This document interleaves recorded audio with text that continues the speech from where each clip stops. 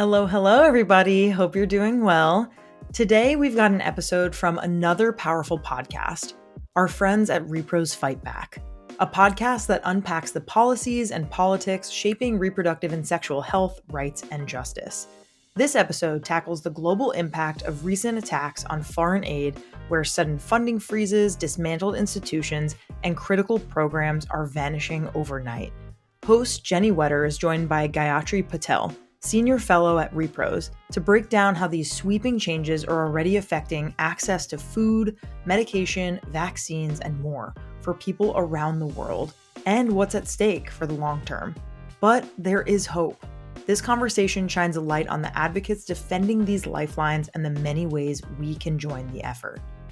Here we go.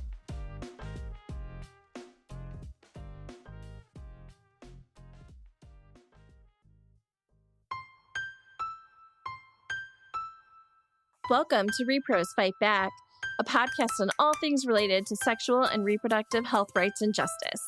Hey rePROs, how's everybody doing? I'm your host, Jenny Wetter, and my pronouns are she, her. So y'all, maybe just a little bit of housekeeping before we get started. I feel like it's been a little minute since I have done anything about donating. So just gonna slap a little promo here at the top. If you love the podcast, please feel free to support us. You can rate and review us on your favorite podcast platform, but you can also donate to us on our website at reprosfightback.com. And if you donate, we also have fun giveaways for if you donate.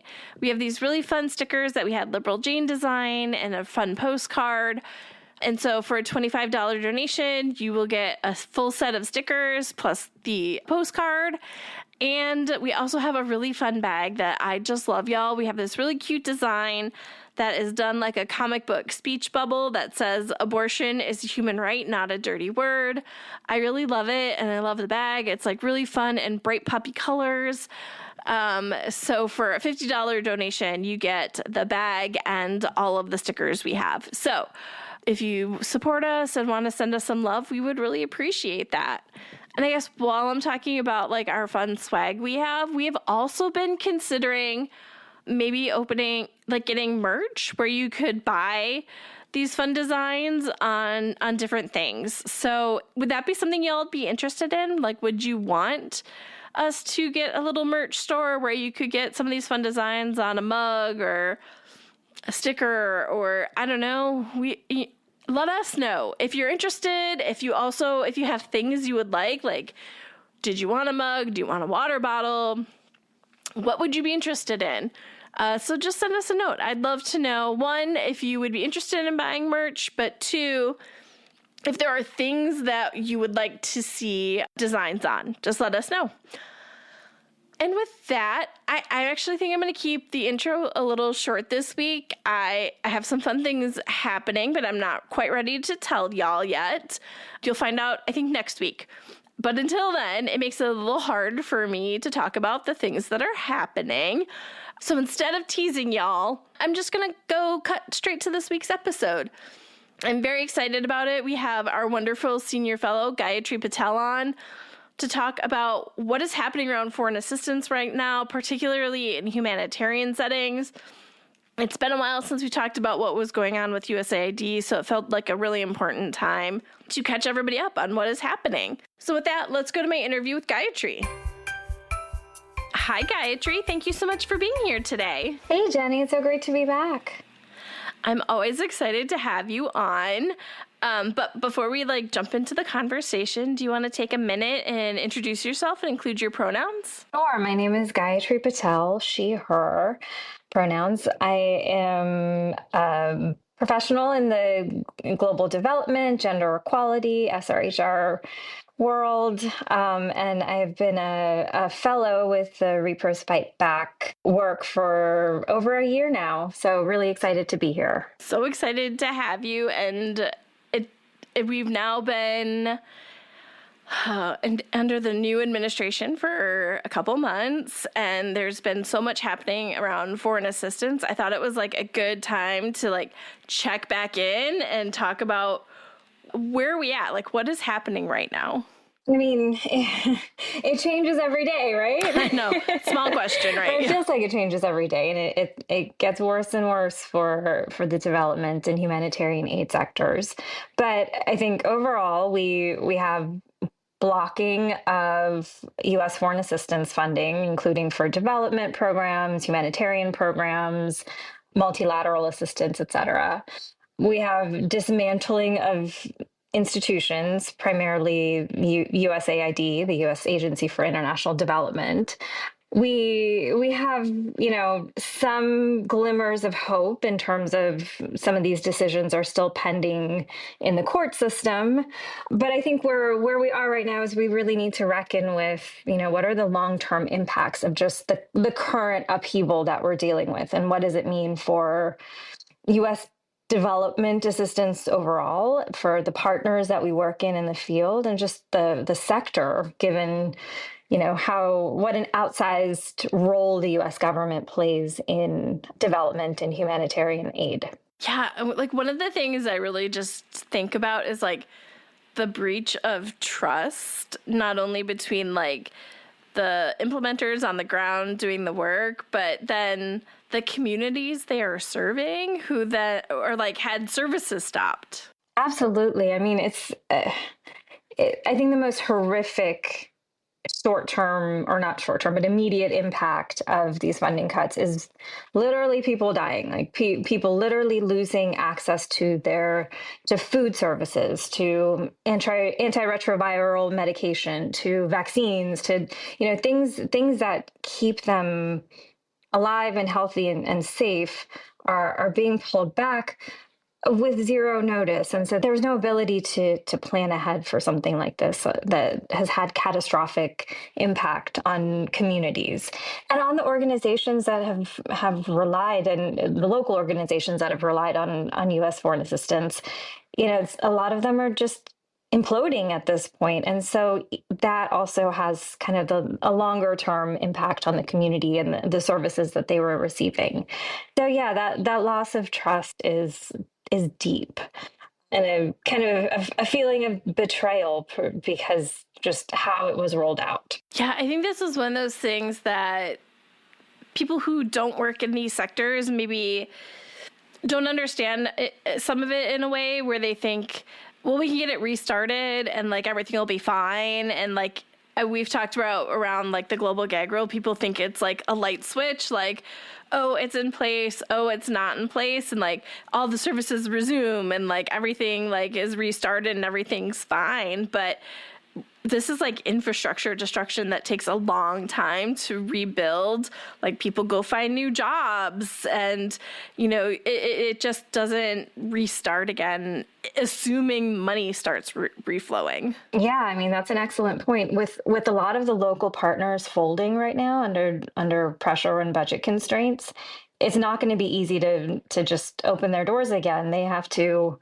They're losing personnel, they're losing facilities, and it's just so needless, right? Like we have medication sitting in warehouses rotting because we meaning the U.S. government has canceled the contracts for their delivery. We have food aid sitting at docks rotting because we don't have the infrastructure to get it to the last mile. So it's just such a waste, and it's so ironic given that the supposed impetus for all of this is to scale back on government waste and inefficiencies. So it really doesn't make sense at the end of the day. So I think one of the really important parts and why it's so great to have you on is to talk about humanitarian and that the way that we are seeing this play out in the humanitarian space.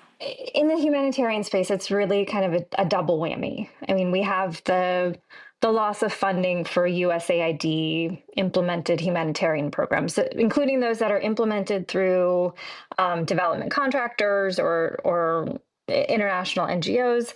Those are the ones that are really well developed, really well structured, in place in the countries that really need it. All of that is getting pulled back due to the funding cuts. But we're also seeing the loss of funding and support for UN agencies who are also doing a lot of the kind of middle management of humanitarian assistance. So, World Food Program, UNHCR, UNFPA, all of these UN agencies play a role in the humanitarian system. And the loss of US government funding to those institutions is really difficult. I mean, for example, I was just reading a UNFPA report that in Afghanistan, where the US government sustains 40% of the humanitarian operations, that loss is devastating particularly to women and girls in Afghanistan who are already dealing with a number of limitations on their rights, limitations on their mobility and ability to access services.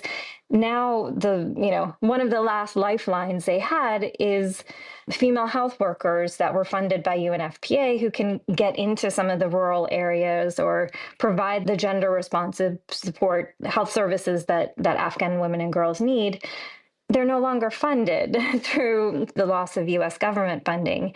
And so that's going to have massive impacts on women's health, on maternal mortality, on children, et cetera.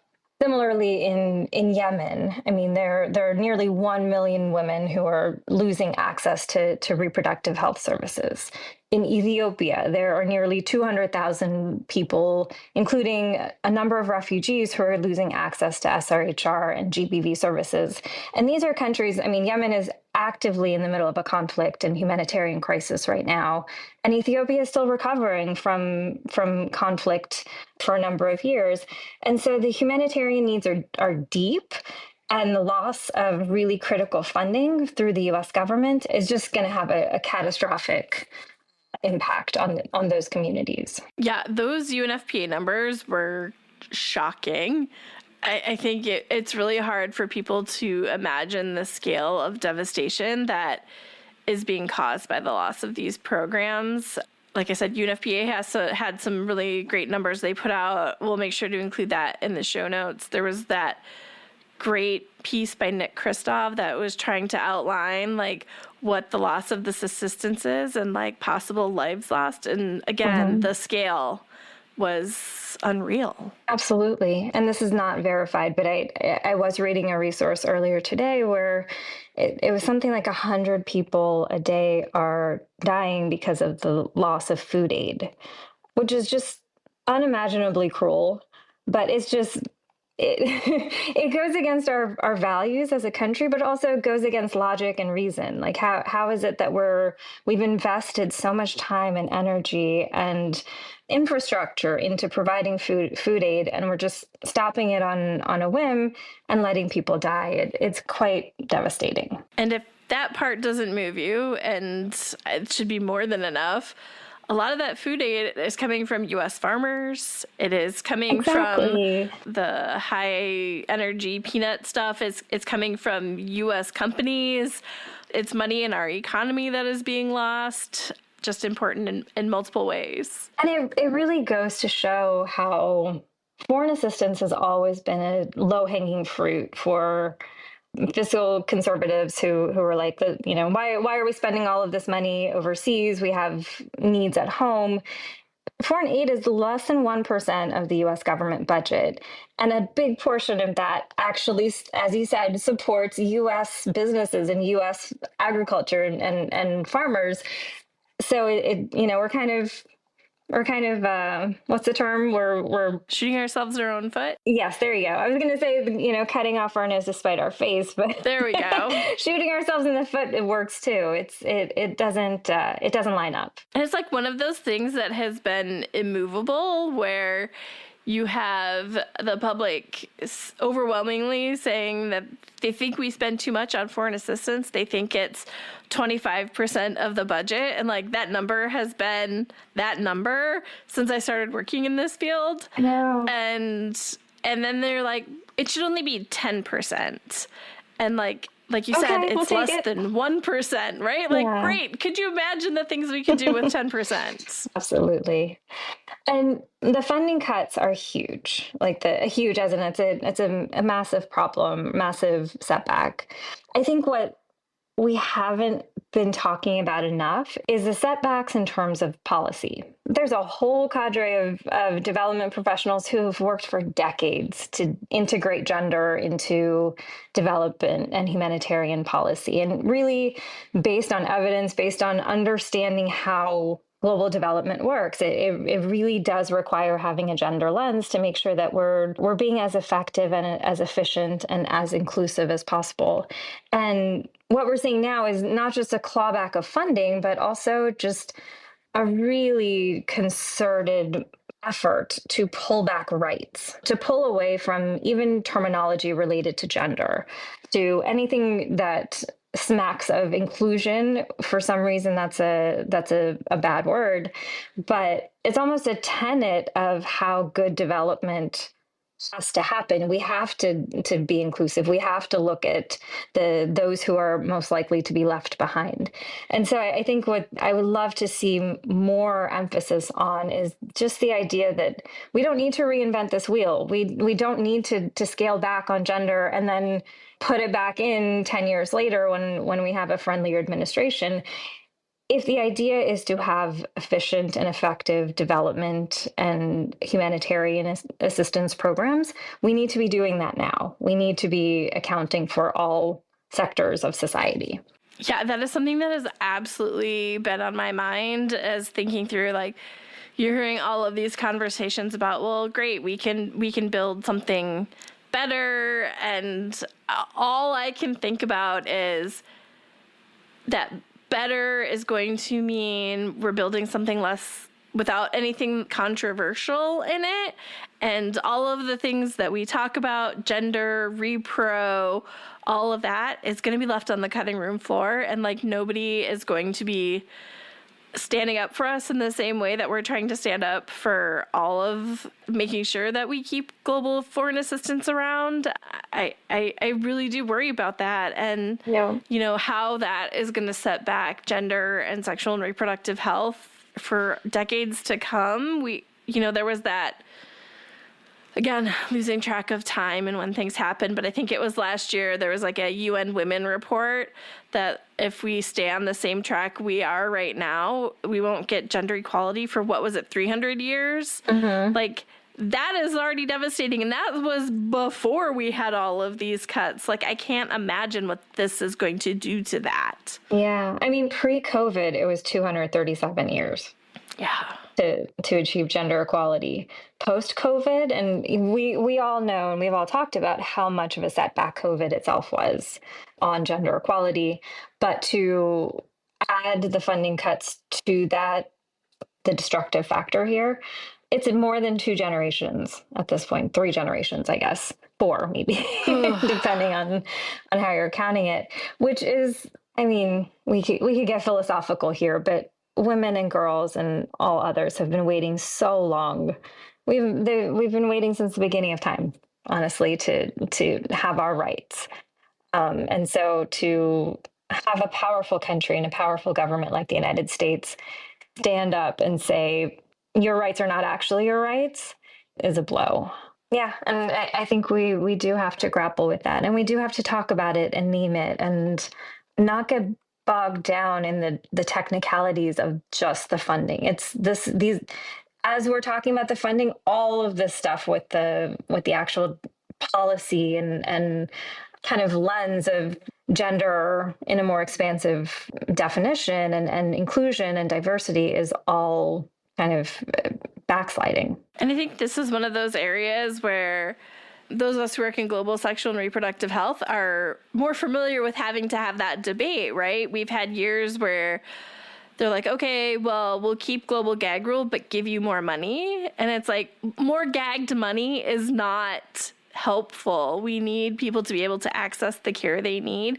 So being able to like weigh those two things and know that if you are restricting the programs and who is getting access to those programs or cutting back on gender, more money isn't going to make as much progress as if you have good policies behind that money. Absolutely. Yeah. I mean, I was thinking back on an example we we used back when we were advocating a lot on women's economic empowerment.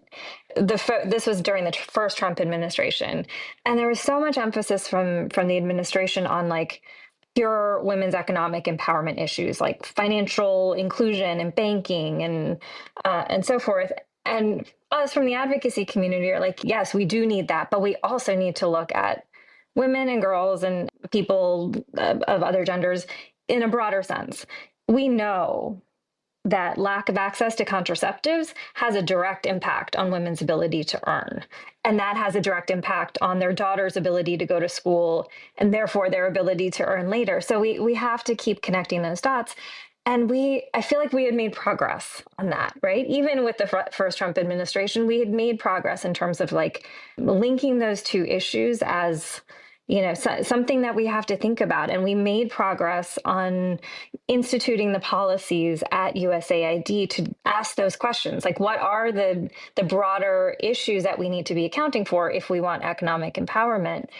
I feel like with so many of these policy changes that we've had just in the past 2-3 months, we have clawed that back to the dark ages in a lot of ways. And so my point is, even the programs that we know that the Trump administration purportedly supports, those are not going to be as effective if we're not taking into account some of these things that they don't support. That's going to set us back. Yeah, it makes me think back to like all of these like conversations we had around like gender and like making sure we're talking about gender-based violence that's inclusive and not just focusing on women and girls, but that it's more than that. And like now we're just at the base, we're like so far back from that. It's like why we need to talk about women and girls at all, and like why we need to invest in women and girls. Like we're not even to the point where we can have that broader conversation because they're just trying to wipe out all of it. Yeah.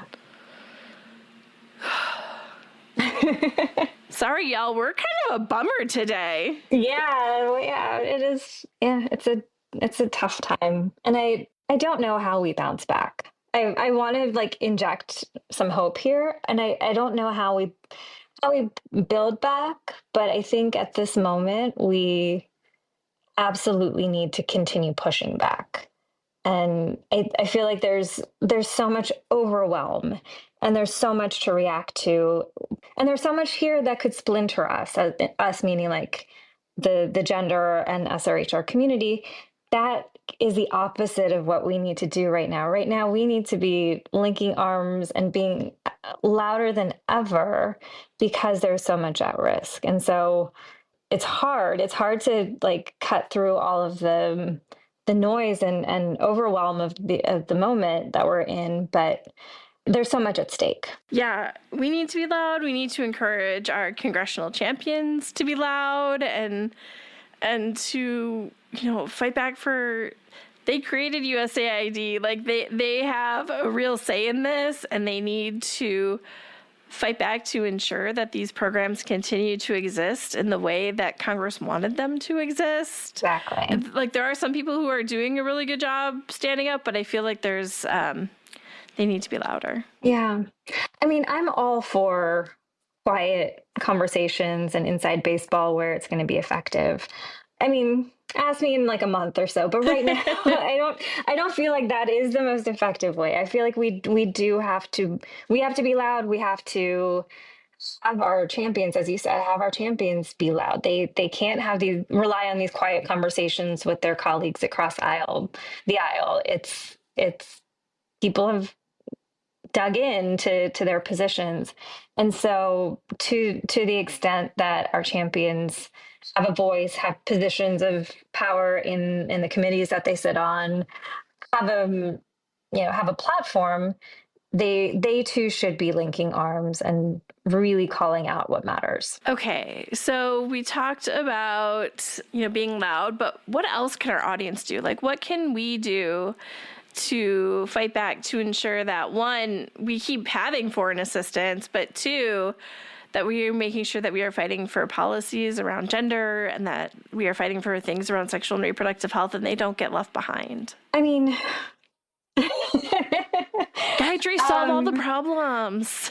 I I think the most empowering thing I feel like I've done in this moment is calling my member of Congress and amping them up. Like, I have fantastic members of Congress. I live in Maryland. They're very vocal on foreign policy issues, but they were not talking enough about the impact of funding cuts on actual people and communities, and the longer term impacts on women and girls, and on gender equality as a whole. And so reaching out to my members of Congress and making sure that they had those talking points, that they knew that this is something that's important, to us as a community, but also, to our state and locality, I think made me feel a little better. I don't know if it makes a difference in the long run, but I think it does. I think we are a very powerful block of advocates, and the more we push as constituents as well as advocates, I think we just got to keep banging on that door. But I also, and maybe this is no, I don't think this is defeatist. I think this is practical analysis of the moment that we're in, which is that we really have to reckon with the idea that maybe foreign assistance is not the answer to what we're trying to achieve in the world. And maybe this is that inflection point where we need to question, should us as citizens, as people, be supporting local civil society and strengthening their ability to capture local philanthropy and build their own kind of efficiencies and processes so that they're not as reliant on the whims of the U.S. government. And mind you, it's not even just the U.S. government. We're seeing cuts in the U.K., in changes in policy in Germany, Netherlands, et cetera. Like there's so much going on right now that's stacking up against us. We needed an alternative way to kind of shore up the resources and the work that is happening on the ground. And so I think really using this moment to rethink how do we do this? How do we resource services and aid and expansion of programs from other sources? I think we need to really think that through. And I think philanthropy, other donors, it's a moment for them to step up. Yeah, and I would also just add, because it is so rampant, is like pushing back on some of that misinformation, if you hear it, particularly around the so much of our money is going to foreign assistance. Because I think when people understand how much good it does and how little of our budget it is, they're more supportive. That would be my second kind of meta call to action, which is think through ways you can support local organizations who are doing this work on the ground. It's important. It saves lives. It makes us safer. It's important. And how it actually keeps America safer, right? Like the whole mantle of America first. Does it support our security, our prosperity, blah blah blah.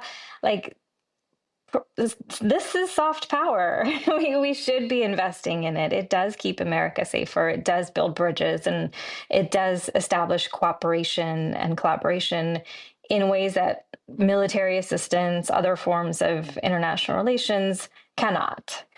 I think that it's so myopic to only look at it in terms of dollar figures. Gayatri, thank you so much for being here, as always. It was a joy to talk to you. Thanks so much, Jenny. You got me riled up. I'm going to go call my senator again. Yay! He's on my speed dial now. But thanks so much, Jenny. Thanks for everything that you do. And I hope that next time we talk, we're in a better place and we're celebrating lots of wins rather than lots of threats. I hope. Okay, y'all, I hope you enjoyed my conversation with Gayatri. It was kind of a heavy conversation. Things were feeling a little bleak, but it was a good conversation. And with that, I will see everybody next week. If you have any questions, comments, or topics you would like us to cover, always feel free to shoot me an email. You can reach me at Jenny, Jennie, at rePROsFightBack.com, or you can find us on social media. We're at rePROs Fight Back on Facebook and Twitter, or rePROs FB on Instagram. If you love our podcast and want to make sure more people find it, take the time to rate and review us on your favorite podcast platform. Or if you want to make sure to support the podcast, you can also donate on our website at rePROsFightBack.com. Thanks all.